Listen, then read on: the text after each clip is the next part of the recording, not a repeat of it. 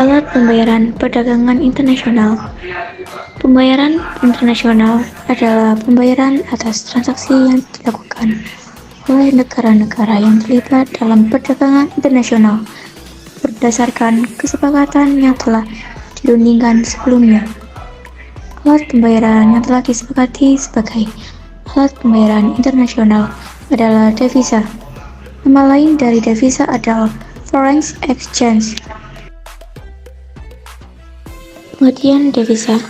Devisa adalah semua barang yang dapat digunakan sebagai alat pembayaran luar negeri yang dapat diterima di dunia internasional, yang biasanya ada dalam pengawasan otoritas moneter, yaitu bank sentral.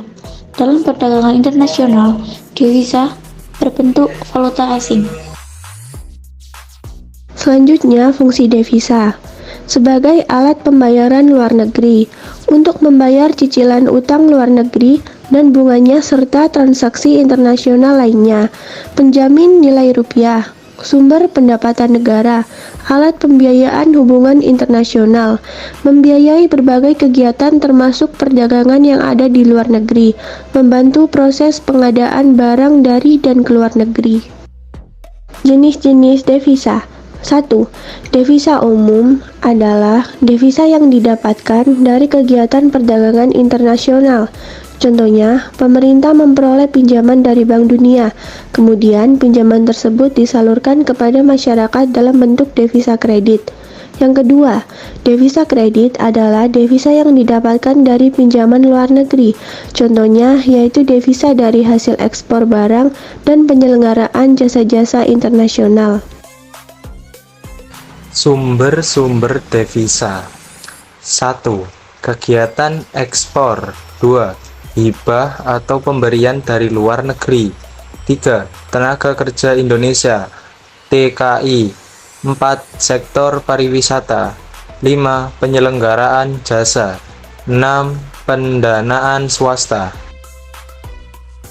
Pengertian pasar valuta asing. Pasar valuta asing atau disingkat falas merupakan suatu jenis perdagangan atau transaksi yang memperdagangkan mata uang suatu negara terhadap mata uang negara lainnya, yang melibatkan pasar-pasar uang utama di dunia selama 24 jam secara berkesinambungan.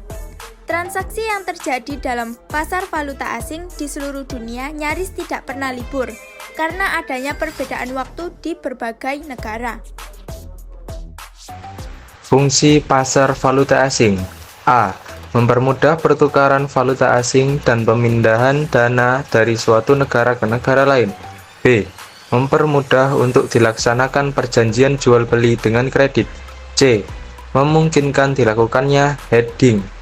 Hedging adalah kesempatan bagi pedagang untuk melindungi diri dari kemungkinan terjadinya rugi, walaupun ia sedang melakukan transaksi. Pihak-pihak yang terlibat di dalam pasar valuta asing. Dalam pasar valuta asing, terdiri atas beberapa pihak terlibat di dalamnya. Pihak-pihak tersebut antara lain pedagang perantara, bank, eksportir, dan importir. Eksportir dan importir yang akan menjual atau membeli valuta asing menghubungi bank mereka. Bank akan berusaha akan menemukan permintaan dan penawaran valuta asing untuk nasabahnya. Apabila tidak berhasil, bank tersebut akan menghubungi pedagang perantara. Kurs valuta asing. Dalam pasar valuta asing, kurs dibedakan menjadi dua macam, yaitu kurs jual dan kurs beli. Kurs jual adalah kurs yang dipakai oleh pedagang valuta asing untuk menjual valuta asing. Contoh kurs jual adalah saat Anda ingin menukar rupiah ke mata uang lain seperti dolar, yen, atau lainnya. Kurs beli adalah kurs yang dipakai oleh pedagang valuta asing untuk membeli valuta asing. Contoh, jika kamu menukarkan uang dolar Amerika yang kamu punya dengan uang rupiah.